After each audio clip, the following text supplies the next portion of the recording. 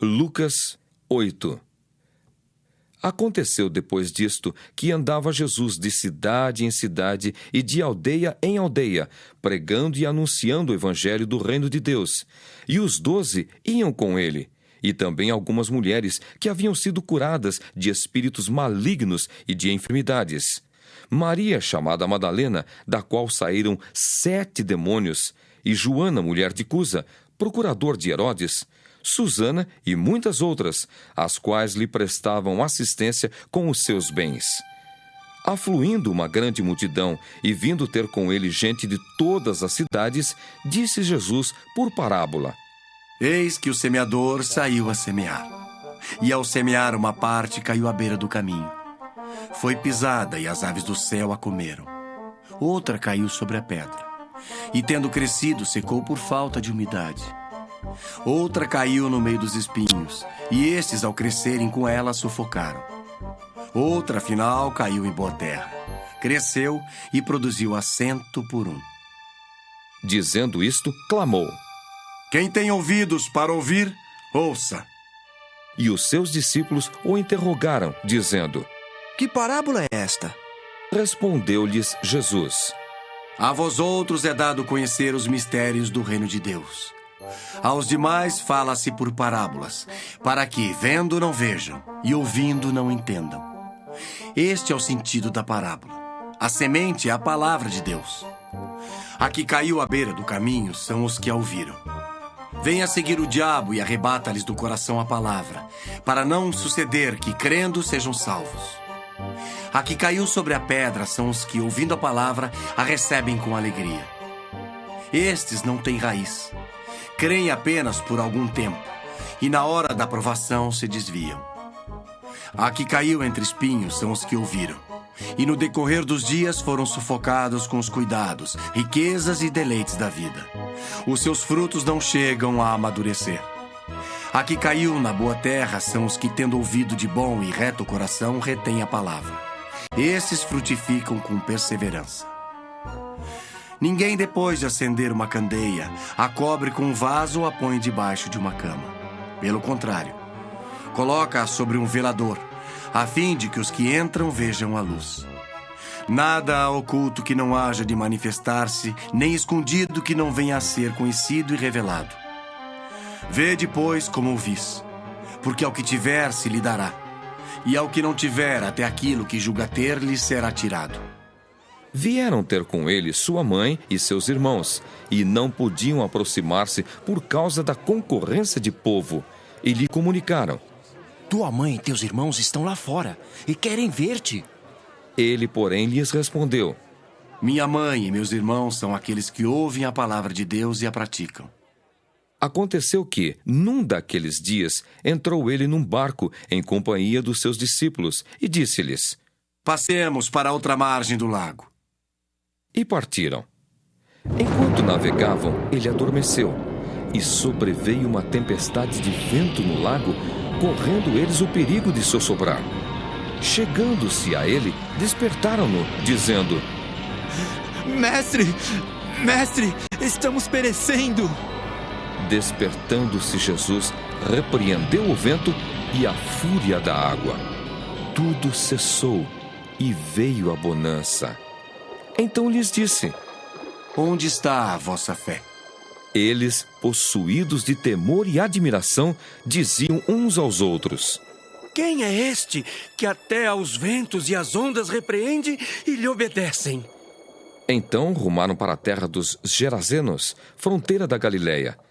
Logo ao desembarcar, veio da cidade ao seu encontro um homem possesso de demônios, que havia muito não se vestia, nem habitava em casa alguma, porém vivia nos sepulcros. E quando viu a Jesus, prostrou-se diante dele, exclamando e dizendo em alta voz: Que tenho eu contigo, Jesus, Filho do Deus Altíssimo? Rogo-te que não me atormentes. Porque Jesus ordenara ao espírito imundo que saísse do homem, pois muitas vezes se apoderara dele. E embora procurassem conservá-lo preso com cadeias e grilhões, tudo despedaçava e era impelido pelo demônio para o deserto. Perguntou Perguntou-lhe Jesus. Qual é o teu nome? Respondeu ele, Legião. porque tinham entrado nele muitos demônios. Rogavam-lhe que não os mandasse sair para o abismo. Ora, andava ali, pastando no monte, uma grande manada de porcos. Rogaram-lhe que lhes permitisse entrar naqueles porcos, e Jesus o permitiu. Tendo os demônios saído do homem, entraram nos porcos, e a manada precipitou-se despenhadeiro abaixo para dentro do lago e se afogou. Os porqueiros, vendo o que acontecera, fugiram e foram anunciá-lo na cidade e pelos campos. Então saiu o povo para ver o que se passara e foram ter com Jesus. De fato, acharam o homem de quem saíram os demônios, vestido em perfeito juízo, assentado aos pés de Jesus, e ficaram dominados de terror. E algumas pessoas que tinham presenciado os fatos contaram-lhes também como fora salvo o endemoninhado. Todo o povo da circunvizinhança dos Gerazenos rogou-lhe que se retirasse deles, pois estavam possuídos de grande medo. E Jesus, tomando de novo o barco, voltou. O homem de quem tinham saído os demônios rogou-lhe que o deixasse estar com ele. Jesus, porém, o despediu, dizendo: Volta para casa e conta aos teus tudo o que Deus fez por ti. Então foi ele anunciando por toda a cidade todas as coisas que Jesus lhe tinha feito. Ao regressar Jesus, a multidão o recebeu com alegria, porque todos o estavam esperando. Eis que veio um homem chamado Jairo, que era chefe da sinagoga, e prostrando-se aos pés de Jesus, lhe suplicou que chegasse até a sua casa, pois tinha uma filha única de uns 12 anos que estava à morte. Enquanto ele ia, as multidões o apertavam. Certa mulher que havia 12 anos vinha sofrendo de uma hemorragia e a quem ninguém tinha podido curar, e que gastara com os médicos todos os seus haveres.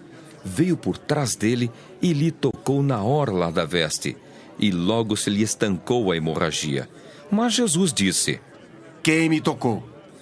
Como todos negassem, Pedro, com seus companheiros, disse: Mestre, as multidões te apertam e te oprimem, e dizes, quem me tocou? Contudo, Jesus insistiu. Alguém me tocou, porque senti que de mim saiu o poder.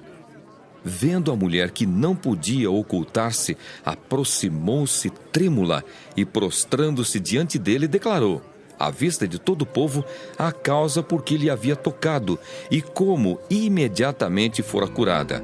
Então lhe disse: Filha, a tua fé te salvou. Vai-te em paz. Falava ele ainda quando veio uma pessoa da casa do chefe da sinagoga, dizendo: Tua filha já está morta. Não incomodes mais o mestre. Mas Jesus, ouvindo isto, lhe disse: Não temas. Crê somente e ela será salva. Tendo chegado à casa, a ninguém permitiu que entrasse com ele, senão Pedro, João, Tiago, e bem assim o pai e a mãe da menina. E todos choravam e a pranteavam. Mas ele disse: Não choreis. Ela não está morta, mas dorme. E riam-se dele, porque sabiam que ela estava morta. Entretanto ele, tomando-a pela mão, disse-lhe em voz alta: Menina, levanta-te. Voltou-lhe o espírito. Ela imediatamente se levantou, e ele mandou que lhe dessem de comer. Seus pais ficaram maravilhados, mas ele lhes advertiu que a ninguém contassem o que havia acontecido.